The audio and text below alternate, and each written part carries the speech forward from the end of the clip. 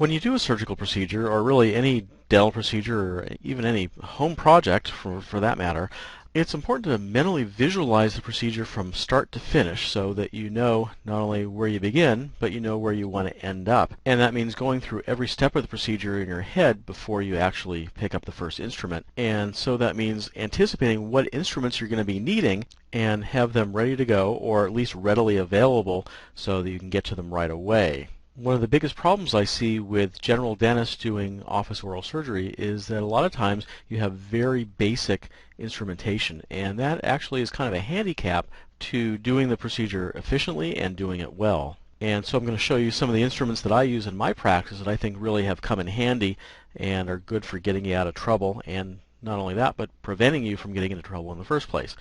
I also have, for the last 3 or 4 years, used surgical loops, 2.5 power, and a fiber optic headlight on just about every single case that I do. I was pretty resistant to this at first because I couldn't find a headlight that was comfortable until I finally came upon one that was lightweight and easy to wear. But now I don't do anything without fiber optic headlight and loops. And I think that really improves your quality of care because you can see what you're doing, and when you can see what you're doing, you can do it a whole lot better than doing surgery blindly. I mentioned a couple slides earlier about being prepared to manage complications. Well, part of being able to manage them is anticipating the complications. So when you do a procedure, you want to have in the back of your mind, along with the different steps of the procedure, are the possible things that can go wrong while you're working, and knowing what to do without hesitation and without missing a beat. The old adage of measure twice, cut once applies just as well to dentistry and surgery as it does to woodworking.